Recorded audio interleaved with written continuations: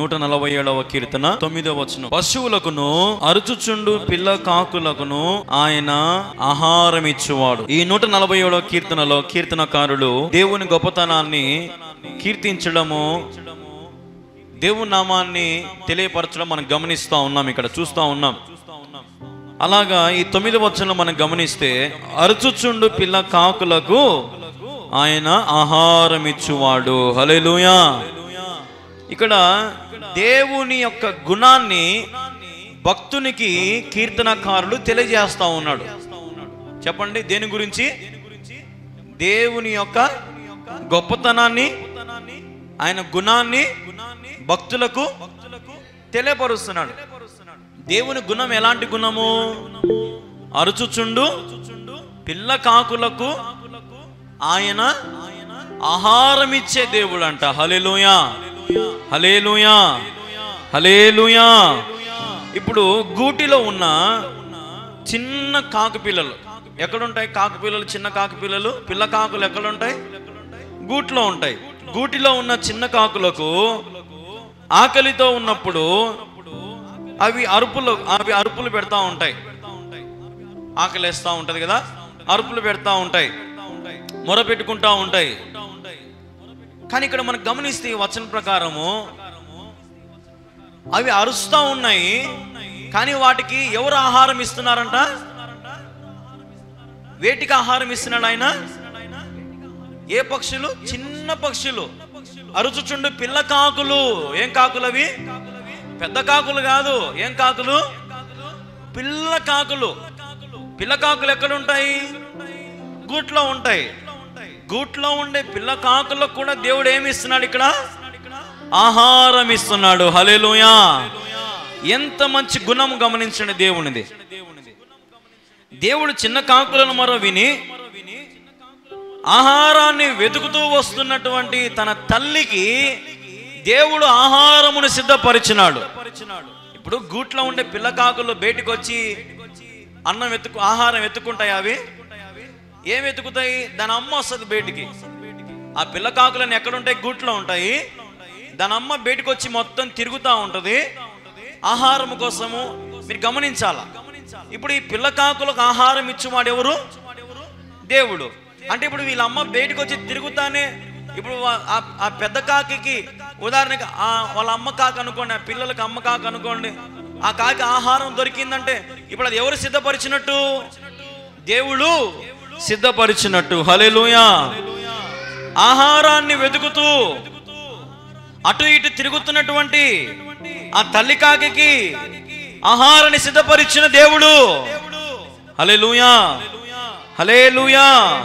చూడండి, ఒక మాట ప్రభు జ్ఞాపకం చేస్తున్నాడు. యోబు గ్రంథము 8 చివరి వచనం చదవండి. తిండి లేక తిరుగులాడుచు కాకి పిల్లలు దేవునికి మొరపెట్టినప్పుడు కాకి ఆహారము సిద్ధపరచు వాడెవడు? హల్లెలూయా. చూడండి ఎంత అద్భుతమైన మాట రాసినాడు దేవుడు బైబిల్లో. ఏందంట? తిండి లేక తిరుగులాడుచున్న కాకి పిల్లలు దేవునికి మొరపెట్టగా, కాకి పిల్లలు దేనికి మొరపెడుతున్నాయి? దేవునికి మొరపెడుతున్నాయంట. ఈరోజు మీకు తెలుసో తెలీదో, ఈ ప్రపంచంలో ప్రతి పశువులు, ప్రతి పక్షులు ఆహారం ఇస్తున్న దేవుణ్ణి స్తుతిస్తున్నాయి. కోడిని తీసుకోండి, కోడి నీళ్ళు తాగేటప్పుడు తల వంచుకొని నీళ్ళు తాగుతుందా? తల ఎత్తుకొని నీళ్ళు తాగుతుందా? తల ఎత్తుకొని అని తాగి మళ్ళీ అది అన్నం తిన్నా, ఏం తిన్నా, పావురమైనా ఏదైనా సరే మీరు ఏ పక్షైనా చూసుకోండి, ఖచ్చితంగా అది తల పైకి ఎత్తాల్సిందే. హల్లెలూయా, హల్లెలూయా.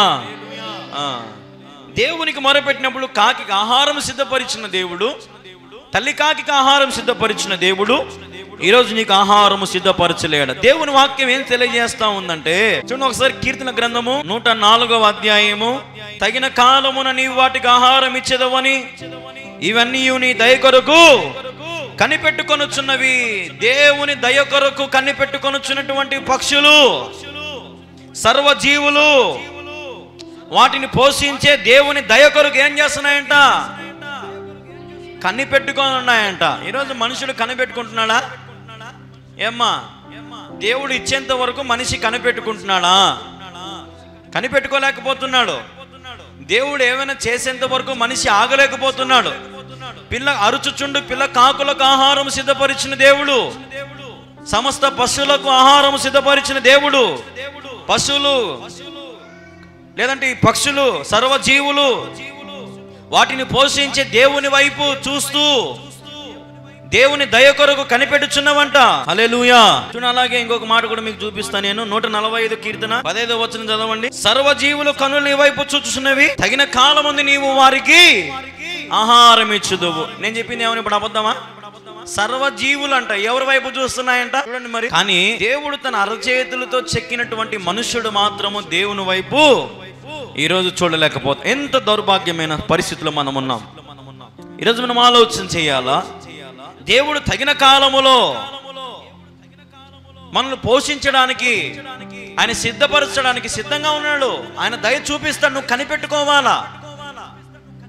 నీ జీవితంలో అది ఏదైనా సరే, వాట్ ఎవర్ ఇట్స్ థింగ్స్, ఏదైనా సరే, అది ఎటువంటి పరిస్థితి అయినా సరే, దేవుని దయ కొరకు నువ్వు కనిపెట్టుకొని ఉండాలా. దేవుడు ఇచ్చేంత వరకు నువ్వు ప్రభు సన్నిధిలో కనిపెట్టి ప్రార్థన చేసే వారిగా నువ్వు ఉండాలా. ఈరోజు ఎంతమంది ఎడతెగక ప్రార్థన చేసేవారు ఉన్నారు? దేవుడు ఇచ్చేంత వరకు దేవుని సన్నిధిలో పెనుగులాడేటువంటి స్వభావం ఈరోజు ఎవరికి ఉంది? ఉదాహరణకి సంపూర్ణ రాత్రి ప్రార్థన కూటం పెట్టామనుకోండి, అమ్మ రాత్రి అంతా దేవునితో పెనుగులాడండి, దేవుడు మీ జీవితాన్ని ఇస్తాడంటే పెనుగులాడే వాళ్ళు ఉన్నారా? 1కే ముగినాయన, 12కే ముగినాయన, చలి పెడుతుంది నాయన, మాకు పొద్దునే పనులు ఉంటాయి నాయన, కదా? అవునా కదా? దేవునితో పెనుగులాడదామని ఆశ లేదు. ఊరికే వచ్చిమమ్మ, రోజు కూర్చున్నామమ్మా, ఒక పాట పాడినామమ్మా, ఒక 10 నిమిషాల వాక్యం విన్నామమ్మా, పోయినామమ్మా. ఈరోజు పరిస్థితి నిజంగా ఇట్లాంటి దయనీయమైన స్థితిలో ఉన్నామండి మనము. యాకోబు రాత్రంతా దేవునితో ఏం చేశాడు? పెనుగులాడినాడు. నీవు నన్ను ఆశీర్వదిస్తేనే, హల్లెలూయా, కనిపెట్టుకున్నాడు. నీవు నన్ను ఆశీర్వదిస్తే నేను వదిలిపెడతా. తన తొడ గాయమైంది కదా, యాకోబు తొడ ఏమైంది? గాయమైంది. కానీ గాయమైనా సరే నేను వదిలిపెట్టాను. మనకి ఏదైనా చిన్న గాయం వస్తే ఏమవుతుంది? పొరపాటున కాలు బెసికింది అనుకోండి, చర్చికి వస్తామా? పోనీ చెవు నొప్పి తీసింది అనుకోండి, వస్తామా? తలనొప్పి వచ్చింది అనుకోండి, తలనొప్పి వస్తామా? కడుపు నొప్పి వచ్చింది అనుకోండి, వస్తామా? మరి యాకోబు తన తొడ అంతా చీలిపోతుందంట, పెనుగులాడి పెనుగులాడి పెనుగులాడి, కానీ దేవుని చేతిని విడిచిపెట్టలేదు యాకోబు. హల్లెలూయా. ఒక గట్టి బిగింపు వేసినాడు, నీవు నన్ను ఆశీర్వదిస్తేనే వదిలిపెడతా, అంతే.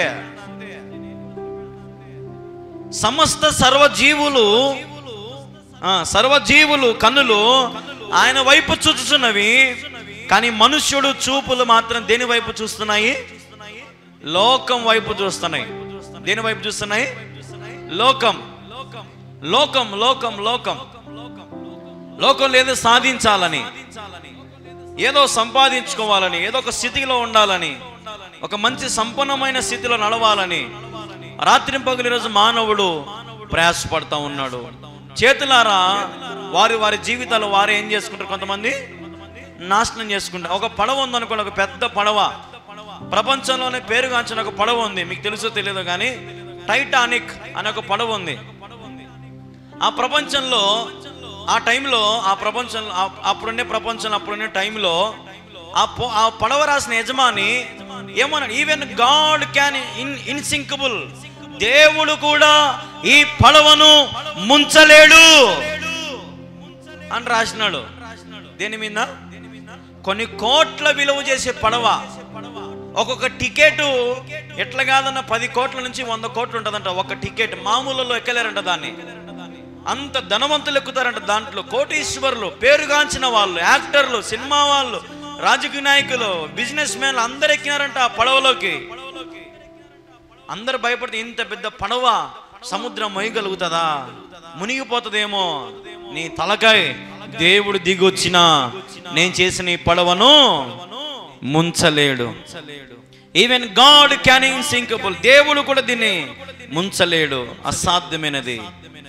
కొన్ని కోట్ల రూపాయలు పెట్టి కట్టినాం మేము ఈ పడవని.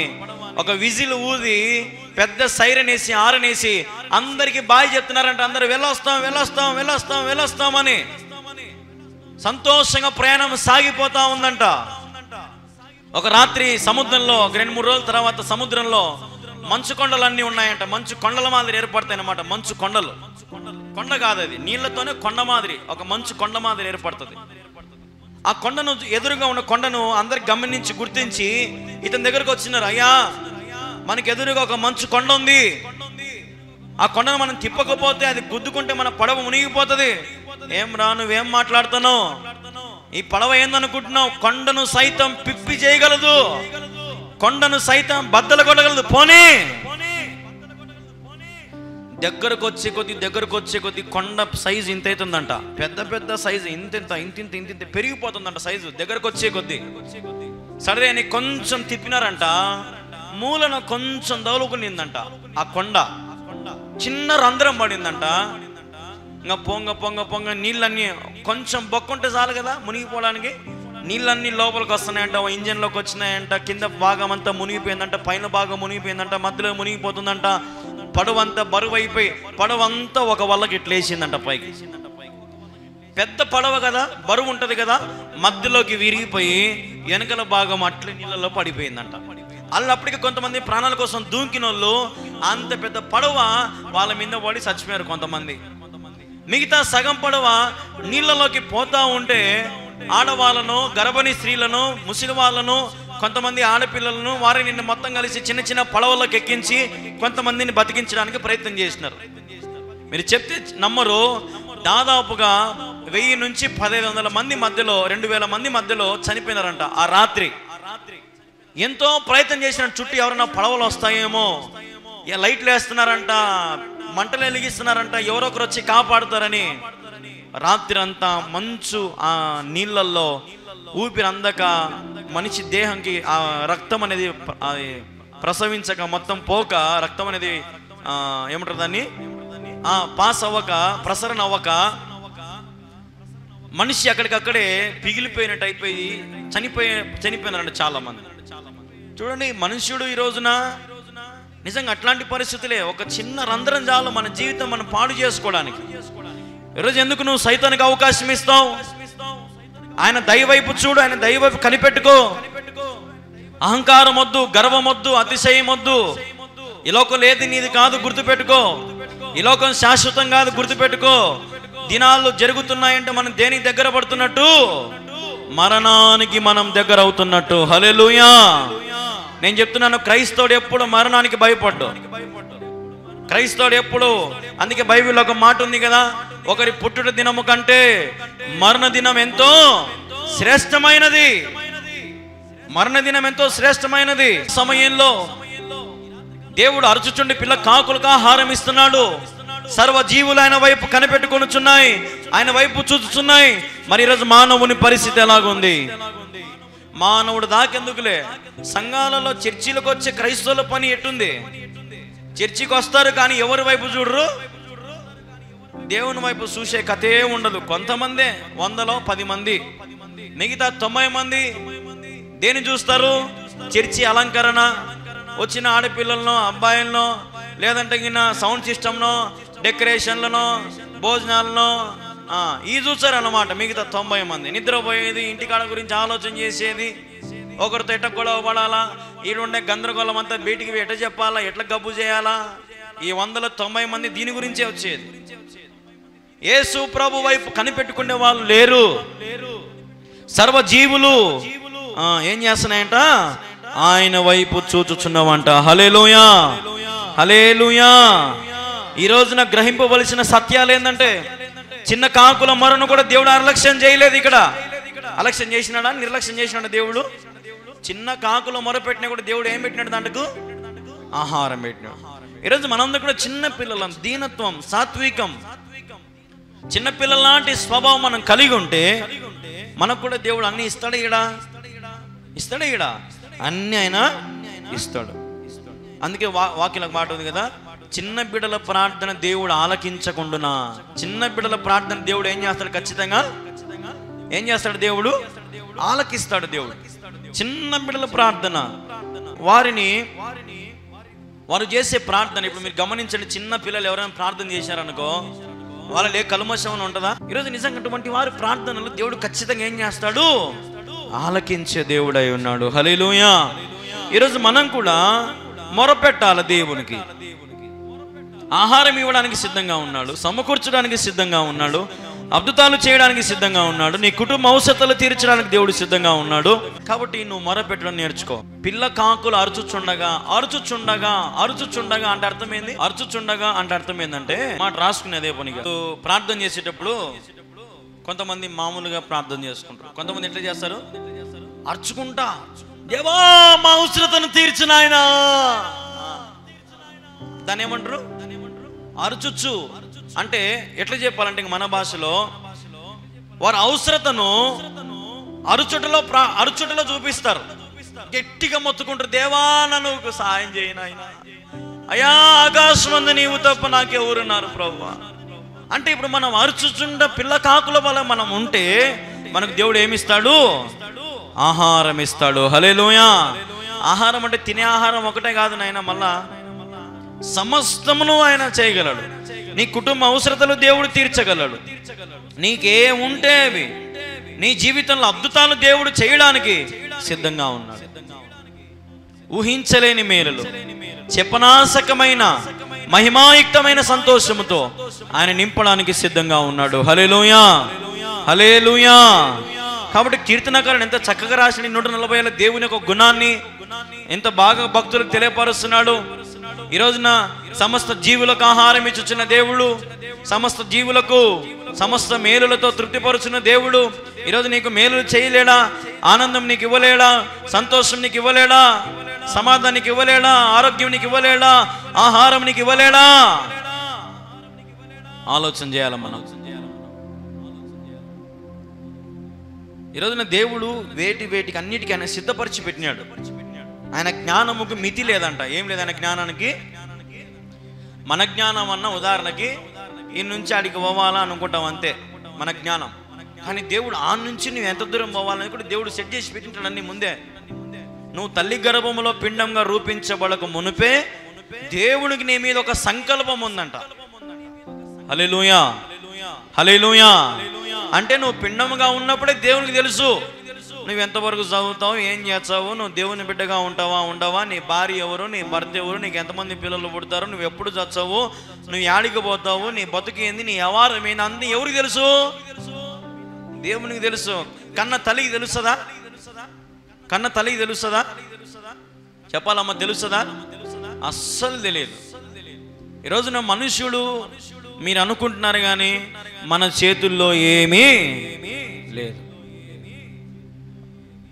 జీవ మరణాలు ఆయన చేతిలో ఉన్నాయి. హల్లెలూయా, హల్లెలూయా.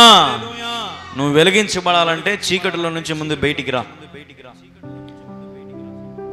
ఈరోజున నువ్వు ఎంతకాలం ఊబిలో చిక్కుకుపోయి ఉన్నావో అంతకాలము ప్రభుని స్తుతించింటే ఎంత బాగుండేది. ఒకవేళ నీకు ఇంతకాలం ఇట్లా ఎవరు చెప్పలేదేమో, ఈసారైనా అవకాశం తీసుకొని ప్రభా ఇంతకాలం నేను ఊబిలో చిక్కుకుపోయినా ప్రభా, నాకు ఎవరు చెప్పినో లేరు ప్రభా, ఎవరు బయటికి రాని చెప్పినో లేరు ప్రభా. ఈరోజు నీ దాసుని ద్వారా నాతో మాట్లాడుతున్నావు నాయన. నేను బయటకు వస్తాను ప్రభా, అయ్యా నన్ను మార్చుతావా?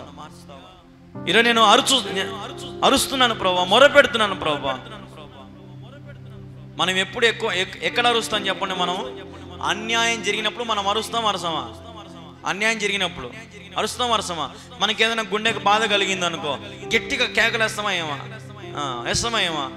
ఇప్పుడు ఉదాహరణకి ఒకవేళ భర్త అన్నం తినమనింది అనుకో భార్య, నాకు అన్నం వద్దు చపాతి కావాలా?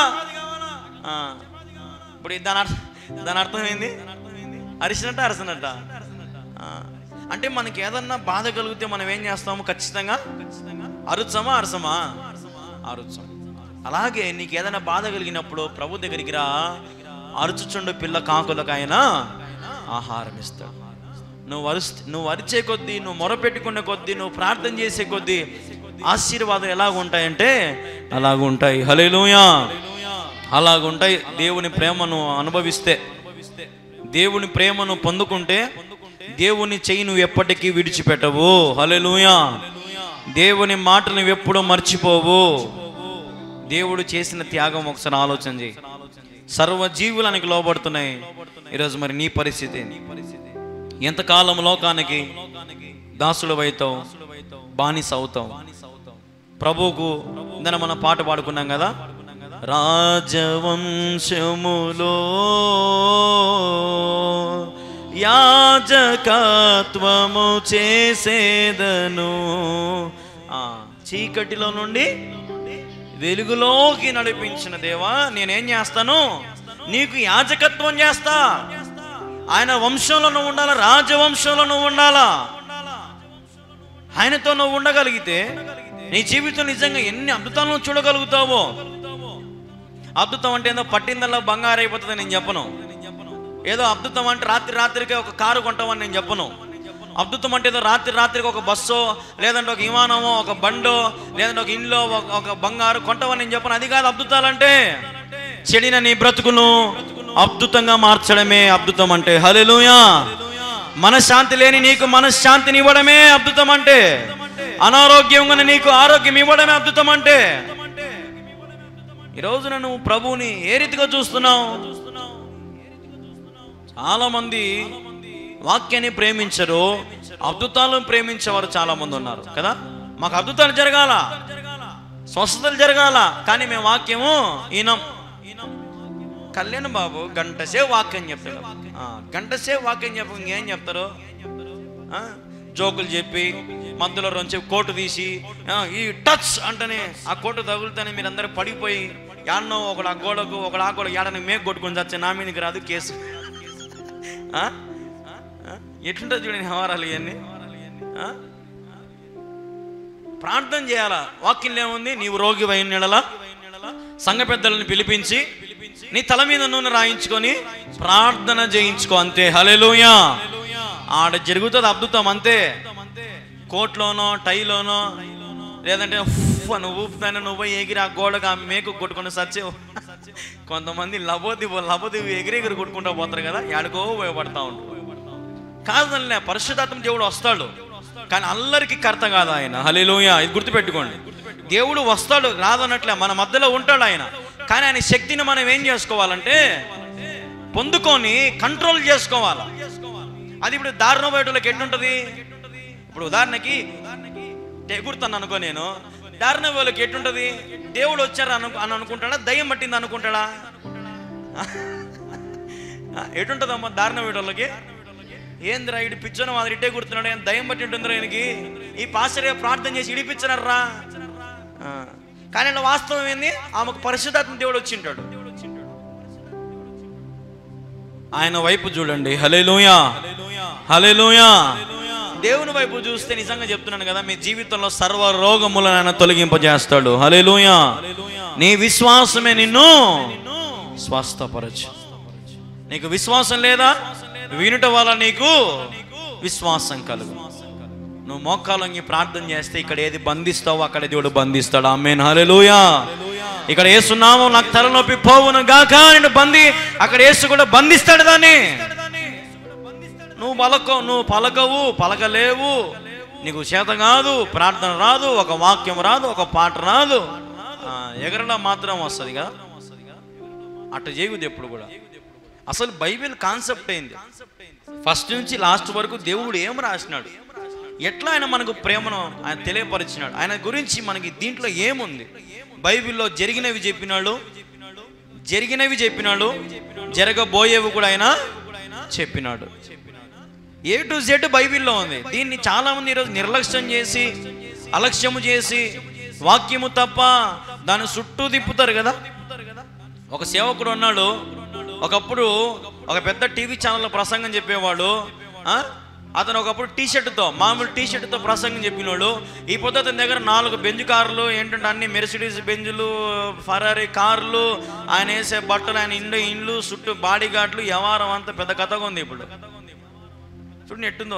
కేవలం నూనె, 10 రూపాయల నూనె, స్వస్థత ప్రార్థన, అద్భుతాలు జరిగిపోతాయి అంటాడు.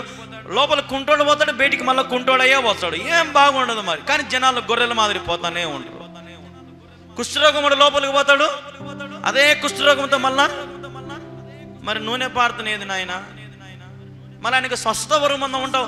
మళ్ళీ యేసు ప్రభు దగ్గరికి వచ్చిన ఎవరైనా బాగుపడకుండా వెనక్కిపోయిన వాళ్ళు ఉన్నారా? చెప్పండి మీరే. యేసు ప్రభు దగ్గరికి వచ్చిన వాళ్ళు ఎవరైనా సరే చరిత్రలో కానీ బైబిల్లో కానీ బాగుపడుకోకుండా వెనక్కిపోయిన వాళ్ళు ఉన్నారా? మరి వెనక్కిపోతున్నారంటే అక్కడ ఎవరు లేనట్టు? యేసయ్య లేనట్టు. గుర్తు తెచ్చుకోవాలి మీరు. కుంటోడు పోతాడు, కుంటోడుగానే బయటకు వస్తున్నాడు. ఆడ ఏం అద్భుతం జరిగింది? ఇంకా ఊరిక వాడిని బాగుపరచనీకి వాక్యం ఉండదు, ఏముండదు. అంత గాల్లో మిఠాయి మాదిరి ఒక 2 గంటల ప్రోగ్రాం అంత చేసి ఇటు చేసి లొడబెట్టి పెట్టేసి వేసి పెడతారు. వచ్చిన డబ్బులు అంతా దొంచుకొని పోతా ఉన్నారు. జాగ్రత్త అమ్మా సేవకులు. ఈరోజు చాలా మంది సేవకులారా, మీరు కూడా దేవునికి లెక్క చెప్పాలి. గుర్తుపెట్టుకోండి. 2 అంతలు తీర్పు ఉంటుంది. ఎన్నంతలు?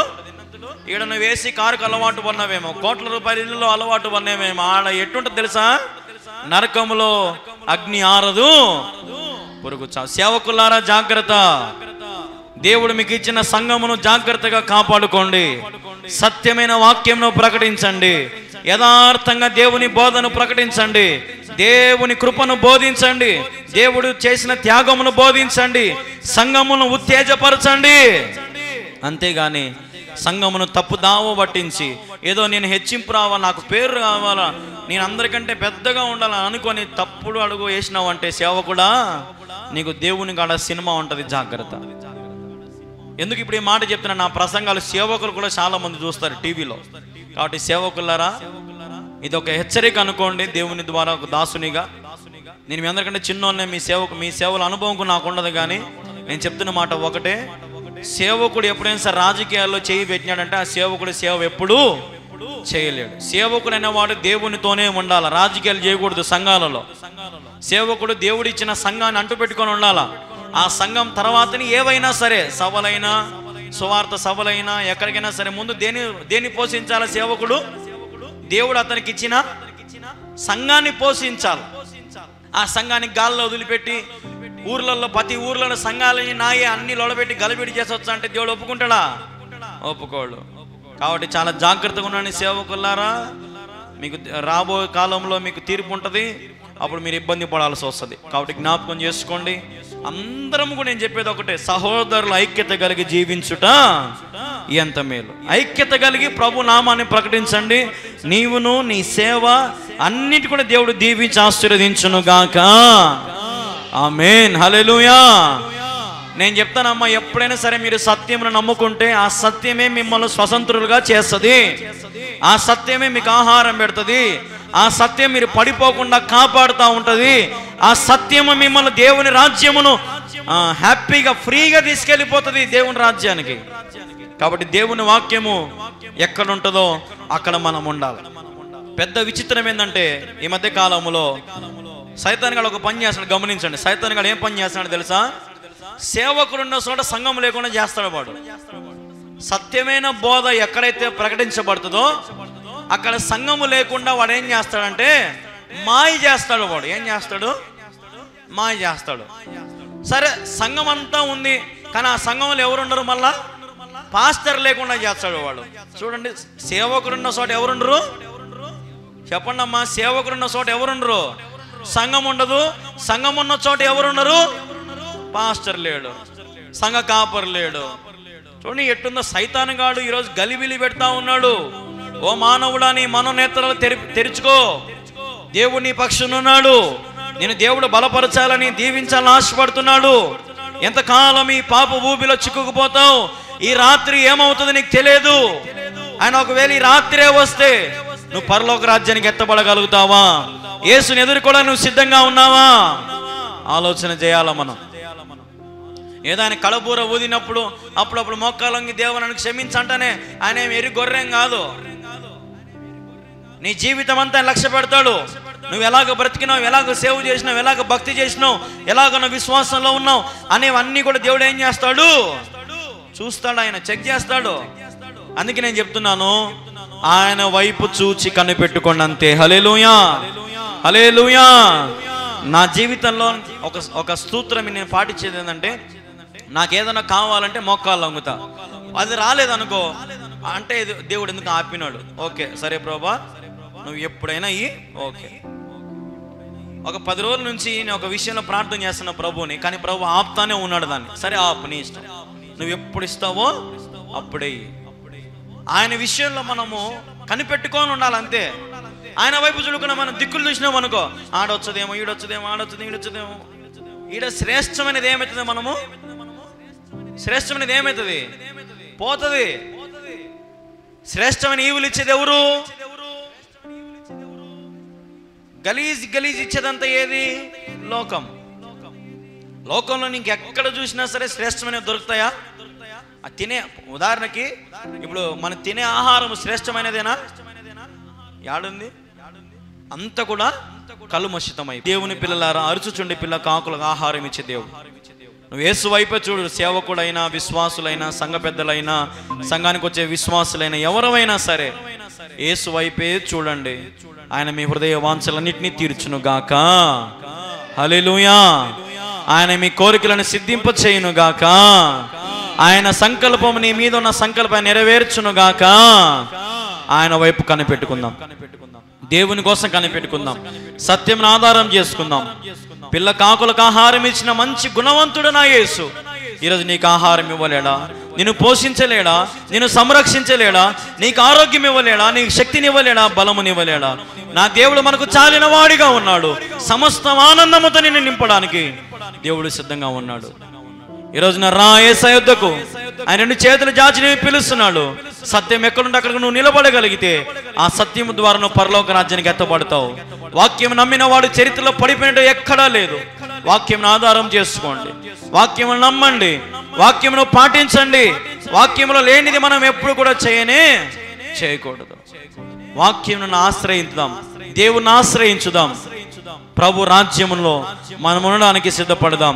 దేవుని ఎదుర్కోవడానికి సిద్ధపడదాం. ఈ లోకంలో నీకు ఏమి ఉన్నా ఏమి లేకపోయినా ప్రభువులను ఆనందించడం నేర్చుకో. ఒకవేళ నీకు ఆకలేస్తా ఉందేమో, పిల్ల కాకులను ఏం చేస్తున్నాయంట? అరుచుచు దేవుని వైపు చూస్తున్నాయంట. అలాగే నీ జీవితంలో ఏదైనా సరే మొరపెట్టుకో, ఆశపడు ప్రభు మీద. ప్రభా ప్రభా ప్రభా అని అరిచి మొరపెట్టుకో. ఉపవాసం ఉండి మొరపెట్టుకో, ఎడతెగక మొరపెట్టుకో. పెనుగులాడు దేవునితో. ఆయన నిన్ను పోషిస్తాడు, నీకు ఆహారం ఇస్తాడు, నిన్ను జీవితాన్ని సఫలపరుస్తాడు. ఇంతకంటే ఇంక నేనేం చెప్పలేను. ప్రభు నీ పక్షం ఉండగా ఈ లోకానికి ఏ కొరత ఉండదు. ఆమేన్, హల్లెలూయా. మోకరించండి, ప్రార్థన చేసుకుందాం. ప్రార్థన. మా ప్రియమైన యేసుక్రీస్తు ప్రభా, నీకు వేలాది వందనాలు, స్తోత్రాలు ప్రభా. ఇంతవరకు నీ దాసుని మరుగుపరిచి అనేకమైన విషయాలు నాతో మాట్లాడి నీకు స్తోత్రం. ఎందరైతే మరి విన్నారో, విన్న వాక్యం నీరు కట్టి ఫలింప చేయండి ప్రభా. మాతో నువ్వు మాట్లాడిన శ్రేష్టమైన మాటలను బట్టి నీకు స్తోత్రం. పాల్గొన్న ప్రతి ఒక్కరిని జ్ఞాపకం చేసుకోండి. ఏకీభవించిన వారిని జ్ఞాపకం చేసుకోండి. సంఘమును దీవించండి, మా గ్రామమును దీవించండి, మండలంను దీవించండి, జిల్లాను దీవించండి, రాష్ట్రాన్ని దీవించండి, దేశాన్ని దీవించండి. అధికారులను, నాయకులను ప్రభా, ప్రతి ఒక్క మనుషులను దీవించి, అన్ని జనులను, భక్తిని అందరికీ ప్రతి మోక్కలు వేసినాలను మోకరించబడినట్లుగా కృప చూపించండి. ప్రతి ఒక్క రక్షించబడినట్లుగా సహాయం చేయండి. యవనస్తులు, పిల్లలు, పాలు తాగే పిల్లలు, పెద్దలు, స్త్రీలు, పురుషులు, విధవరాన్లు ప్రతి ఒక్కరిని జ్ఞాపకం చేసుకుని అందరికి కావాల్సిన ఆరోగ్యం, శక్తి, బలము వారికి దయచేయండి ప్రభా. నిజంగా నీ సన్నిధిలో మొరపెడుతూ ఉండగా అడిగిన వాటన్నిటిని మేము పొంది ఉన్నామని నమ్ముచున్నాం. సహాయము చేయండి, కృపతో నింపండి. మాకు ఏవైతే కొదవులు ఉన్నాయో మేము అరుచుచుండగా, మొరపెట్టుకొనుచుండగా, ప్రార్థించుచుండగా ప్రభా మీరు మమ్మల్ని పోషించండి, ఆహారం ఇవ్వండి, సంరక్షించండి, ఆదుకోమని వేడుకుంటూ ఎనలేని మహిమ ఘనత ప్రభావాలని చేతికి ఆరోపించుకుంటూ అతి శ్రేష్టమైన యేసుక్రీస్తు నామములో ప్రార్థించి స్తుతించి అడిగి వేడుకుంటున్నాము తండ్రి.